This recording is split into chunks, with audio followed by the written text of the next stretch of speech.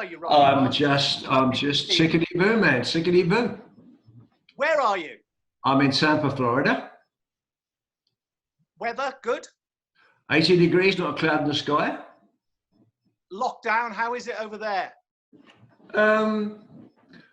We have a pool. I've got a pool, so I can go outside in the garden and play with the dog and all that sort of stuff. But not going to restaurants or bars is a bit of a pisser. Yeah. What about in general? Are people observing it? Is everybody got the masks on, or what's it like? Well, Florida is a little bit different than everybody else because it's an aged community, Rob. You know, like most people in South Florida are in their 60s, so they're not all jumping up and down. They're just taking it, steady. So it's all good. It's all good. It's all good. I'm glad you're lowering the age. Well, exactly. Listen, I've been looking at this thing's called the Old Footballers Club. So naturally, it was Ian Condren who suggested straight away, go for you. Oh, lovely. And your ears were probably burning because I spoke to Jeff Stelling yesterday. Didn't Condo retire or something? He has retired. Retired's the word. Yeah, he's enjoying his he's 60 coming up actually. Yeah, I know. Yeah. Anyway, I was looking at your football career. Hang on, slow down. We've got to do the background to all this. Who is Sean Downs? Sean Downs is the producer of this what do you call it, Zoom cast. Okay, and Sean's on right now, but he's on mute. Sean's on mute. He's recording this. Excellent. Okay, good to know. Got that one? Okay. It's called the Old Footballers Club. Thank you. And I was Wikipediaing you this morning and today, and didn't realise what an unbelievable career. I know it sounds a bit glib, but an unbelievable career you had. I just wonder if people recognise you more for your media career than your football career these days. Yeah. Interesting, as you and I worked together for about 3 years on you're on Sky Sports Phone-In show, so you should have done a bit of research. I know. I feel guilty. I didn't do it before, to be honest with you.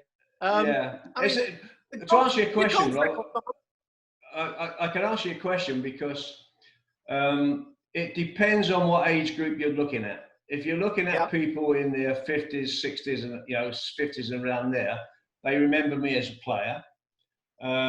Once you get down to 20, 25, 30, know of you, seen the videos, you played with George Best and Bobby Moore, blah, blah, blah, blah, blah, but we don't remember you live. So there's kind of a double-edged sword there. Do you watch much of the footage on YouTube and things like that from the QPR Fulham days? No, unless somebody sends me something on Twitter. Every so often somebody will say, Rodney, I saw this hat trick on Twitter the other day. Have you seen it? Which is the one they talk about is the QPR against Birmingham at Queen's Park Rangers back in the day when Brian Moore was the commentator. Brilliant. And I have to say, yes, I've seen that 1.6 million times now. How good was Johnny Haynes? Well, now I've got to be very careful well, not as careful as I used to be, but I've got to be very careful because I don't want to disparage anybody. Okay. That's a first. Right, that is a first, yeah. But as you know, I just tell football, when it comes to football, I tell it like it is, right? Johnny Haynes was a Glenn Hoddle, but with more talent. And what I mean by that, Robbie, I'm Glenn Hoddle's one of Glenn Hoddle's biggest fans. Magnificent player. Some of the younger viewers will know about Glenn Hoddle, but maybe not Johnny Haynes. Johnny Haynes could pass the ball like Glenn Hoddle over longer distances with both feet. Plus, he scored goals. Plus, he captained England. And he was only playing for Fulham. He wasn't playing for a great team like Spurs were when Glenn Hoddle was playing for them. So overall, I would say that Johnny Haynes, fantastic player. He's got his statue outside Craven Cottage, right out the front of Craven Cottage, and deservedly so. Mine's actually in the toilet. It's going to be there next year. But but Johnny Haynes, one of the greatest players that ever played the game. What kind of role did you have? Were you sort of out and out centre forward with him playing off you kind of thing, or how did it work? Great question, that is, Robbie. That's a great question, because when I first started playing football, I was like a young Johnny Haynes type player. So, but I scored more goals. Now that's not putting me up. That's not bumming myself up. That's not bigging myself up. As a youth player, I scored more goals, but played a similar role. So, lovely little story. I've got to tell you a lovely little story. I've just turned 18. I'm in Fulham's youth team, in the under-18s at Fulham. I scored 51 goals in the first season I'm there. So I'm the golden boy of the youth team. And Johnny Haynes gets injured on a Wednesday night, playing for, I think it was England against Russia at Wembley. And he gets injured. Manager calls me in on the Friday morning. He said, Rodney, he said, Johnny is not going to be fit for Saturday. He said, and I want you to wear the number 10 shirt. You know, the reserve team, I'm going, bypassing the reserves, I'm going straight to the youth team, and I'm taking you out the youth team. And I was stunned. I was gobsmacked. I never thought I'd this quick. So I go from youth team, great goal scorer, Johnny Haynes lookalike type player, into the first team. Aston Villa at home, 61 minutes, ball comes over to me at the far post, controlled it on my thigh, smashed it 25 yards, top corner, 1-0, we win 1-0. And I just go absolutely ballistic. And we come off to Alan Mullery and Jules Cohen and all the adult Cadden, Rodney. I picked up the paper on the Sunday morning to look at all the things, right? And the headline was, I'll never ever forget it, Marsh's day, but now he's back in the shadows. because Johnny Haynes was fit for the next week. Hey, who crossed the ball for you for the goal? Jules Cohen. Amazing, hey. Remember it well. It's documented somewhere. Well, you go back and check it out. It's, I was 18 years old, so it must have been 1963, somewhere around there. 1-0 Aston Villa, 61st minute, bang, top of the net. Listen, not only Johnny Haynes, because I interviewed Clive Allen the other day. I know who you worked with, obviously. But your striking partner with QPR, certainly to begin with, was Les Allen, his dad. Well, that's right. Les Allen, I've always said this, by the way. Les Allen was one of the most intelligent footballers I ever played with. And I played with some great footballers.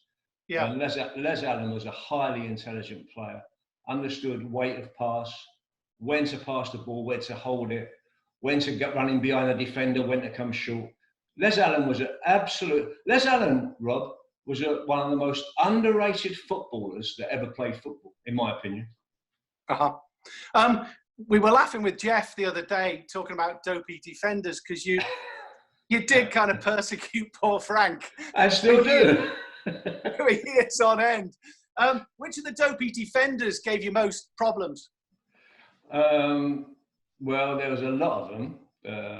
I would say that I didn't mind playing against the good players. I didn't mind playing against Beckenbauer or Bobby Moore or the truly great footballer defenders. I hated playing against the thugs. I hated playing against Tommy Smith of Liverpool, Chopper Harris of Chelsea, because they couldn't play, but could they kick you? And there was a few of those. One player that I absolutely respected for being a kicker, and it's two of them, a kicker and a player, was Norman Hunter, who recently died, God rest his soul. And Dave Mackay, the old Scottish Spurs captain, was a magnificent defender, and he could also play, But you must have had to look after yourself, Rodney. I mean, it's all right them saying, they did have a free one then, didn't they? It was a different game completely. It was. It was a different attitude to the game as well. As the game has evolved, Rob, and I watched today's football and I watched some of the defenders today that can really come out the back with the ball and knock the ball into midfield and play. I watched Virgil van Dijk, who's got to be the greatest defender in the world. And I just love watching him play. And I actually dropped him a line on Twitter to say, I really respect the way that you play, son, and the way that you get the ball and you never get caught in possession. And he said, piss off. So,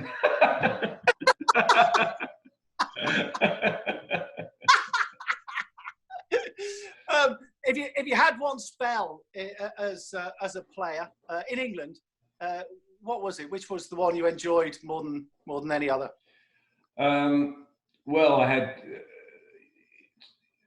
going behind the curtain, I had great periods of each of the clubs I played, even with the Tampa Bay Rowdies when I came to America. I'll talk about America in a minute. I'm really fascinated about it. Yeah. Absolutely, yeah. I had great periods during my time. Man City, I had some magnificent periods of maybe 10 or 15, 20 games, and then it would, but if I was to say one period completely out of the whole thing, I played for 19 years, but I would say that the year we had with Queen's Park Rangers, when as a third division team, we won the League Cup and won the Championship. We scored over 100 goals, got over 100 points, and we just blew everybody away. And I tell you what, Rob, there's times in football, and if you ask all footballers, they'll tell you this, at least the talented ones will. Sometimes you play football and you don't actually know why you've been so good. You'll go through a purple patch and you'll hit a shot and it'll go in, and then you'll try a trick and it'll come off. Well, I had that for about a year with Queen's Park Rangers, where I couldn't do any wrong. Everything I tried went in. I scored 44 goals in a season. Everything that I did came off. And one day, we played after the League Cup final. We already won the League Cup final. We were playing in the league, and we played, I can't remember who it was, a home game. And I was absolutely sensational. And when I say that, I say it with all modesty. And I made a couple of goals and scored a couple of goals. And after the game, a reporter, and I think it might have been Jeff Powell, but don't quote me on that. In the press room afterwards, Bill Nicholson was there, the Spurs manager, and he said to him, he said that, Mr. Nicholson, who are you looking at the game tonight? Did you come to look at a player to sign for Spurs? And he said, and I'm going to paraphrase his quote. He said, "I'm not here to sign players. I just love watching Rodney Marsh play." And I thought, well, to be fair to you, I read today that was very much in the offing, that perhaps even more than that Spurs were looking to sign you at that time. That's right. It ended up, but this wasn't the time. It ended up being a little bit later that they did come in for me and Roger Morgan. Yeah, both of us. Yeah. Manchester City. Let's talk about the managers. What was Big Mal like? Well, Big Malcolm was how can I put this? He would be the Dostoevsky of football. Fyodor Dostoevsky, obviously the Crime and Punishment writer, that straddled his life between genius and fool. Malcolm was that. Malcolm could be a genius, and then he'd try a system that he played one game. Now listen to this. You're going to think out there in Radio Land, you're going to think or TV Land or Podcast Land, you think I'm going to make this up. One game, Malcolm played without a midfield. He played a game. He had 5 defenders, 5 forwards, and no midfield. And at half time, he went, "Fuck this! I've got this wrong." So that was Malcolm. That was Malcolm. Brilliant. Were you a party boy? You get that image of the maverick, obviously, but were you a party person? I was to a degree, Rob, but all of the rhetoric and all of the stories about those days, in my case, were highly overrated. I was more of as a younger player, especially as a younger player, I was more of a reader and an artist. I love to paint, I love to draw. And I didn't go out till 5 a.m, gambling and all that sort of stuff and drinking till early hours. I didn't do a lot of that until, and then as you get more of a pro, you join in with the rest of the lads and you end up being like Carl Walker. So yeah, a little bit, a little bit. Is it true Elton John took you on his plane, that he was going to go to Los Angeles? And I couldn't follow that. It was like, yeah, Elton John took Rodney on his plane, and then he ended up at Tampa Bay Rowdies. What was all that about? Well, it's a decent story. I was captain of Man City, playing fantastically well. We'd just beaten Arsenal 3-2 at Highbury, and I scored the winning goal. 1975-ish. That's on YouTube as well, folks. If you want to see the diving header. And a week later, I got into a massive row with Tony Book, the manager, Ian McFarlane, the coach, and Peter Swales, the chairman. It was kind of 3 against 1, and I didn't like those odds. And I want them back down, and they put me on the transfer list. So, and I'm captain of Man City, and and they just put me on the transfer list and shut me out of the club completely. And I just trained with the youth players and all that sort of stuff. And I'd had a few offers to go to Anderlecht and Crystal Palace and Aston Villa. Newcastle came in for me and all that. I didn't really fancy that. And suddenly one day I got a phone call. And the guy said, Rodney Marsh, he said, I'm Elton John's agent. And I said, oh yeah. He said, Elton's been reading about you and your troubles at Man City. He said, he's going to buy the Los Angeles Aztecs in California. He said, and he wants to sign you and George Best. And I said, what? He said, yeah. He said, and I thought it was all bollocks. So I thought it was a prank, like a prank call. And he said, I said, well, he said, Elton John's going to fly you over on his private jets with a lot of other people that are going to go for his concert in Dodger Stadium, Los Angeles. All expenses paid, and he wants to talk to you in Los Angeles. I said, that'll do for me, pal. I mean, so we jumped on the plane, and there's all these singers and movie actors and actresses and directors, and I'm in there having a cup of tea and all that. We get to LA and meet Elton John, and we sit down, and George has already been there, and he's done everything. And he says, Rodney, he said, I wanted to do. I said, okay. I said, before I do anything, Elton, I said, could I just think it all through, because it's come a little bit sudden. That night, while I'm in bed about 12 o'clock at night, the phone rings, and the guy said, Rodney, he said, this is Bold Clare Rogers IV. So I said, oh, hello. He said, you're in America to sign for LA, aren't you? I said, well, I'm talking to him. He said, before you sign, he said, please come down to Tampa Bay, because we'd love to have you down here. And I said, where the fuck is Tampa Bay? And he went, well, we'll send you a ticket. For you and your, I had an agent at the time, his name was Ken Adam, lovely, I still know him to this day.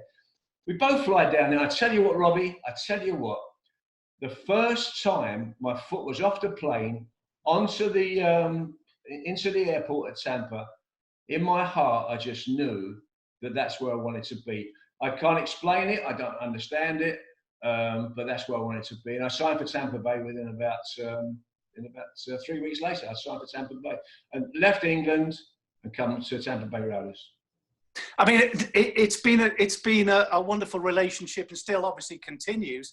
Who were the players there? Who was the manager? What was it like playing for Tampa Bay Rowdies, having graced the first division with Manchester City? Well, the manager was a guy called Eddie Fermani. And I'm glad we're doing this on Zoom, on video, because I can show you. So Eddie Fermani picks me up at the airport in this magnificent Lincoln Continental. I mean, it was just beautiful. Midnight blue, white seats, and it was like a fluffy dice in the window. It was just a beautiful, beautiful car. He picks me up. And as we're driving to the hotel, he's talking about this and talking about that. And I'd love to have you come here. Eddie Fermani, I played for Charlton Athletic, blah, blah, blah, blah, blah. And as he's driving the car, I noticed, Rob, that this was like his thumb. He had no thumb because it was. So I said, what happened to your thumb? And he said, well, after I was here for a couple of weeks, he said, he'd only been there a year himself. He said, after a couple of weeks, he said, I went water skiing. He said, and I wrapped the cord around my hand, And as the boat shot off, it took me up with it. So I said, well, how'd you get a lift then? He didn't like that too much, Eddie. Your goal scoring record, I've got here.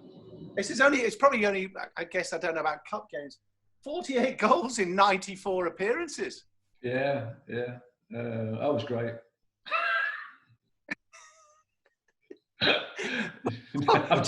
I'm just kidding.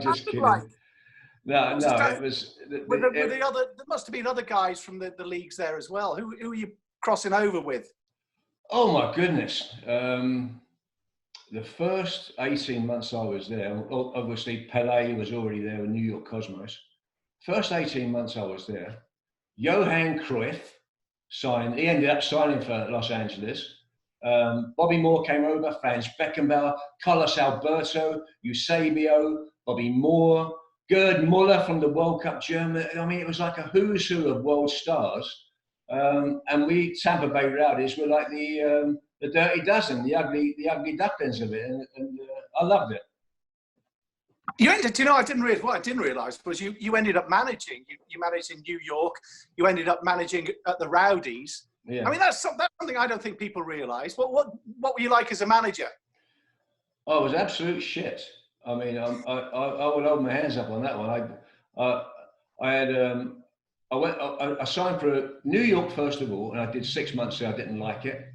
I went to Charlotte, and the first year we actually, incredibly, nothing to do with me, we won the championship of American Soccer League in the first year. That's documented somewhere. That was 1981. Charlotte, Carolina Lightning, the name of the team was. We won the championship.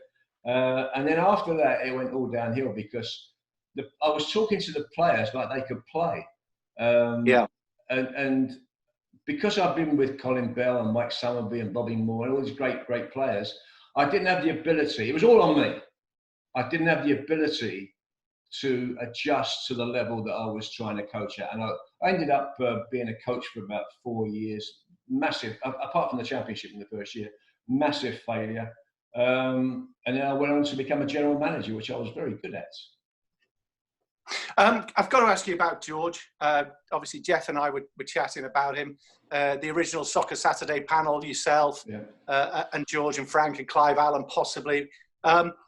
You had 3 years on the road with him, didn't you? We're doing the George and Rodney road show. You ended up tackling each other at Fulham. Go on, tell us about George. Give me a George. Oh, I tell you what. Every time I speak to people around the world, they all ask about George Best because, quite rightly so, George Best was one of the greatest footballers that ever played. And for a short period of time, Robbie, I would say 60, 67, 68, 69, around that time, George Best was the best player in the world. He was unstoppable, unmarkable, and no matter what you tried to do, he would be better. And he was just a genius. Smashing bloke. We got on fantastically well as people. We did the Best of Marsh road shows for, as you say, for a couple of years there, which was incredibly funny. And I always use the story. I love to tell a little story. When we first came back from America, Bobby Moore was in Houston, San Antonio, I think it was. George was in San Jose. I think George was and I was in Tampa. And we all came back to Fulham. So the chairman was a guy called Ernie Clay, who was all about money. And he'd arranged a friendly game in Norway after George and I and Bobby had got back. So we go to this friendly game because obviously to make up the money, he's got to pay for George Best. So we play this friendly game and we win the game and the fans are going mad, a big crowd to watch George Best and blah, blah, blah. And afterwards we go out and we have go and have a few drinks and something to eat, and then we go to a bit of a club in Norway and we have a great night. It's a fantastic night, and it was laughing and joking, and all the boys. I left it early. I left about midnight, 12:30. George is still there. So he's had this reputation. He had this reputation of letting people down and not showing up and always being in trouble. That was complete nonsense. they said about he loves gambling, he loves women, and he loves drinking and all that. And that's all true. But he tried to be responsible. So he's walking back to the hotel. He's walking through the streets, and he gets close to the hotel, and he's thinking, I can't miss the flight. I can't miss the flight. I can't let the lads down. I've got to get the flight. And he gets into the hotel, and he eventually finds it. And he says to the night porter, it's so funny. He said to the night porter, he said, I can't miss the flight. He said, I've got to have a wake-up call. He said, I've got to have a wake-up call. Don't let me down. I have to have the call. And the guy said, certainly, Mr. Best. He said, what time would you like it for? He said, you better make it 7:30. He said, it's 20 to 8 now. And I think that kind of sums up Bestie, yeah. Brilliant. Soccer Saturday was glory days. You must have thoroughly enjoyed it. It was fantastic. It was a fantastic concept by Andrew Hornet, was the original producer back in the day. Buzz, his nickname was Buzz. I got on sensationally with him early on.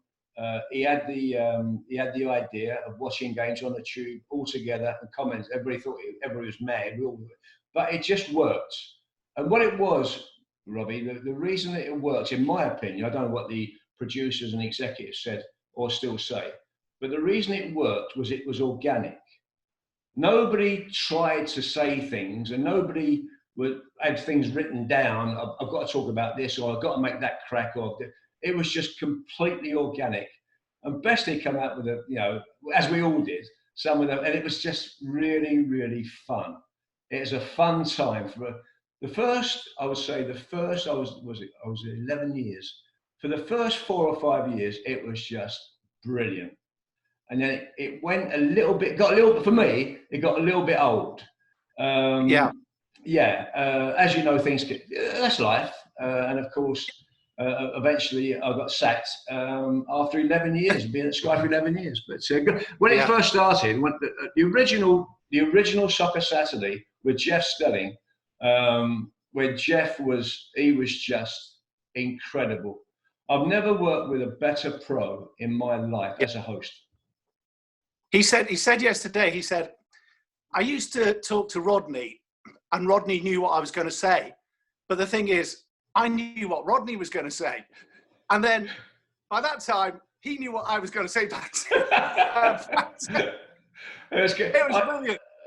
I wouldn't quite put it that way, although I see where he's coming from. It was more like we had a telepathy where he would kind of look at me, and I knew he was going to come to me. It was there's 4 on the panel, and I always had the sense that he was coming to me, so I was prepared to go straight back at him. Yeah, very funny days, very, very funny days.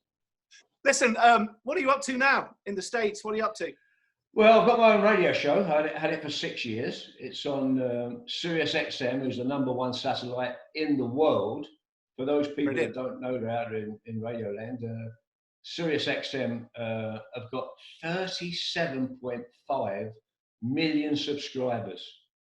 37.5 million subscribers, Rob. They do all sports. They do it's a satellite station. They do everything. They do entertainment. They do music. They do politics. They've got everything covered in America. And I have my little Grumpy Pundits radio show every morning. Brilliant. Listen, Rodney, all I got to say is thanks so much for joining us. It's lovely to see you. I've just loved it. I've really enjoyed it. And hopefully I'll see you over here very soon. Robbie, give my love to everybody, will you, mate? I will do, Rodney. Take care, my friend. All the very best to you. See you, pal.